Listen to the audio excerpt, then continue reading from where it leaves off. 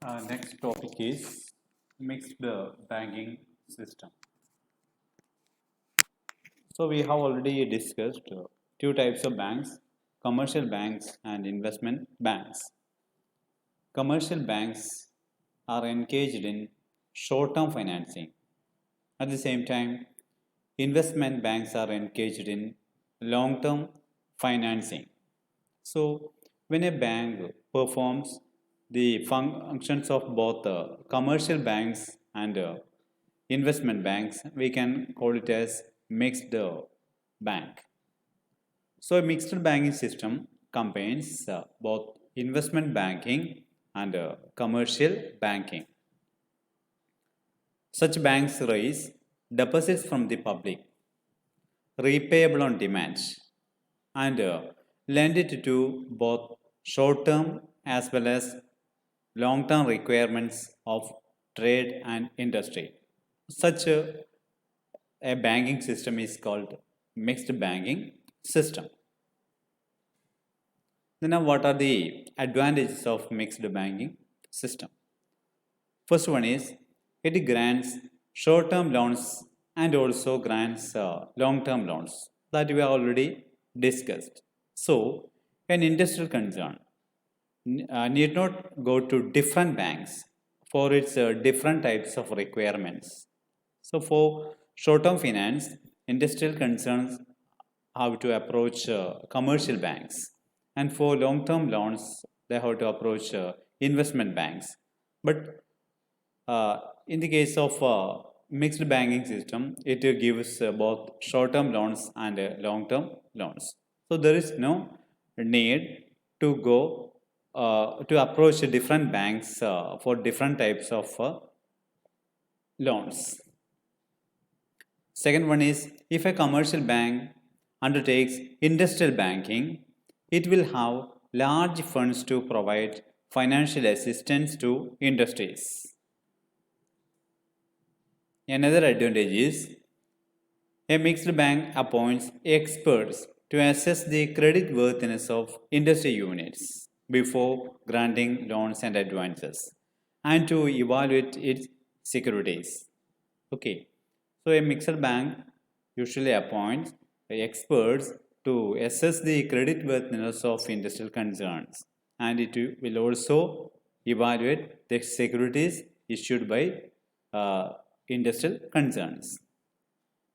Next one, the banks can join together to form a group to share the risk of industrial finance. So when a large amount is advanced to a particular industrial concern, the banks can join together to share the risk of non-repayment of loan. Okay. Mixed banks provides valuable advice to its customers on investment in shares and debentures. So it is another important advantage of mixed bank. By providing both short-term and long-term financial accommodation, mixed banks facilitate industrialization in developing countries like India. Then it is not free from limitations. Now we are going to discuss what are the important limitations of mixed banking. First one is it reduces liquidity of the bank. What is the reason? The reason is that a large part of funds of the bank is raised from deposits which are repayable either on demand after a very short period of time. When a bank grants long term loans, its funds are locked up and consequently it may not be able to pay to the depositors when they demand back their money. Most of the deposits collected by the banks will be short term deposits, but a mixed bank grants both short term loans and long term loans. When long term loans are given, its funds are locked up and it may not be possible to repay the amount to the depositors when they demand back their money. So one of the important limitations of mixed banking system is that it reduces the liquidity of the bank. Second one, during period of depression, banks suffer heavy losses when securities of companies lose their value because of fallen demand for the sale of securities held by it. The now structure of banking in India. So by looking into the chart, we will get a clear idea about the structure of banking in India. Indian banking system can be broadly classified into two: unorganized sector and organized sector. In the organized sector, two banks are the indigenous bankers and money lenders. And in the organized sector, the topmost position, the apex body is central bank. In our country, Reserve Bank of India. Okay. And under the Reserve Bank of India, four types of banks are functioning. First one, commercial banks. Second one, specialized banks. Third one, institutional banks. Fourth one, non-banking financial institutions. NBFIs. Okay. Then under commercial banks, national banks and SBI associates are the nationalized bank and SBI and its associate banks.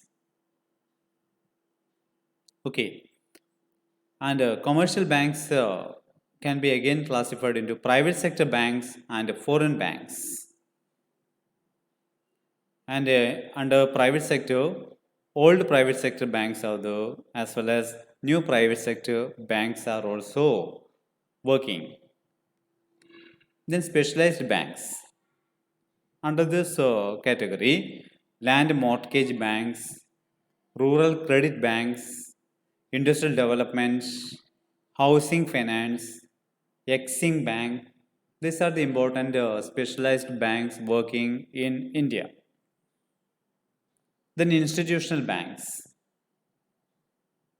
IFCI, Industrial Finance Corporation of India. Then state financial corporations, NABARD, IDBI, SIDBI, etc. The non-banking financial institutions, mutual funds and private sector banks. Structure of banking in India. We are going to discuss in detail the structure of banking in India. Organized sector. The organized sector consists of central bank at the apex level and commercial banks, specialized banks, institutional banks, and non-banking financial organizations are included in the organized sector. Then commercial banks consist of nationalized banks, then State Bank of India, private sector banks, and foreign banks. The specialized banks were incorporated for dealing with finance for specialized activities. So, for some specialized activities, specialized banks grant loans and advances. Okay.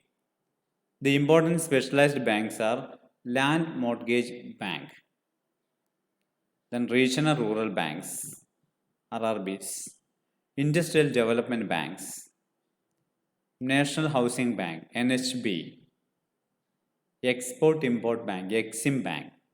These are the important specialized banks. Institutional banks, also known as investment banks, are formed for promotion of industries and agriculture in India. Important institutional banks are IFCI, SFCs, IDBI, SIDBI, NABARD, etc. Then unorganized sector. Unorganized sector consists of indigenous bankers and money lenders. So two players are the indigenous bankers and money lenders. So what is an indigenous bank? Indigenous bankers have an important role in financing internal trade in our country. With the development of commercial banks, the importance of indigenous banks has declined. No doubt, with the development of commercial banks, the importance of indigenous banks has declined. But even now, they play an important role in rural credit in India. In rural areas, it performs important functions. Indigenous bankers are popular due to certain reasons. First reason is that they provide prompt and flexible credit. Okay, payment we will get loans and advances easily on flexible terms and conditions. They have a cordial and personal relationship with customers. The indigenous bankers have a cordial and a personal relationship with customers. They maintain personal relationship with customers. And the procedure is very simple.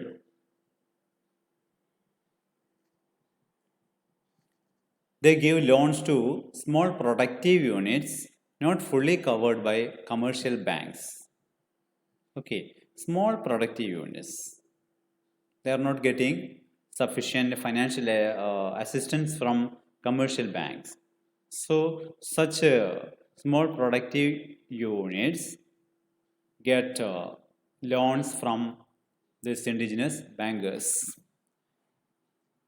They keep close contact with their customers and are fully aware of their problems and financial requirements. So they have a close contact with their customers. They give credit for unproductive purposes also. Then what are the functions of indigenous banks? Accepting deposits. Indigenous banks accept deposits from the public. These deposits may be repayable after a fixed period of time or on demand. So sometimes the deposits may be repayable after a specified period of time or on demand. Another function, advancing loans. They provide loans against all types of securities like gold, land, silver, crops, house, etc. And sometimes indigenous banks give loans on personal security of the borrower or his relatives, on the personal security of the borrower or on the personal security of the relatives of the borrower. Indigenous banks give loans. Business in hundis. So hundis are the rural bills of exchange or promissory notes. We know bills of exchange and promissory note. And it's a, hundis are a type of rural bills of exchange. Indigenous banks buy and sell hundis. They also discount hundis like bills of exchange. Non-banking functions. Indigenous banks also carry on non-banking functions such as trading activities, agency businesses, and speculation businesses. So in addition to the banking functions, they also carry on non-banking functions such as trading activities, agency business, speculation business, etc. Then now what are the defects of indigenous banks? First one, higher rate of interest. Usually indigenous banks charge a very high rate of interest on the loans given to customers. So one of the important defects of indigenous banks is that they are charging a higher rate of interest from the customers. Next one is that unproductive lending. Indigenous banks advance loan for any purpose. So they give loans for unproductive purposes also, which take rural people into debt trap.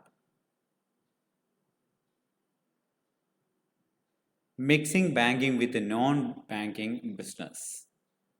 Indigenous banks generally combine banking business with non-banking business, which is against a sound banking policy.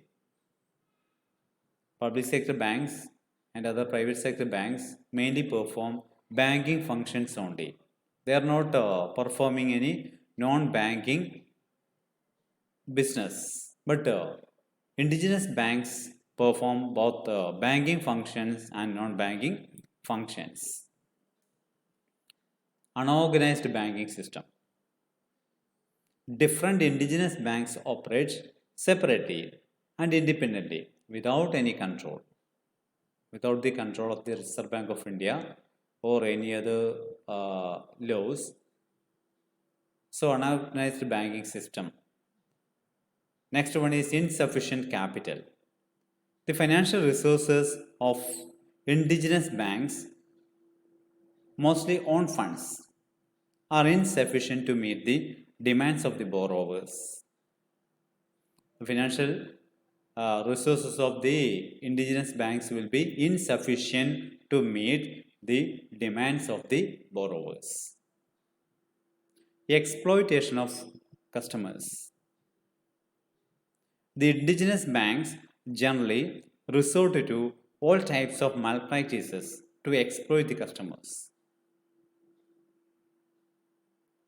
Indigenous banks are not controlled by Reserve Bank of India. So, indigenous banks resort to all types of malpractices and they exploit the customers. No control of RBI.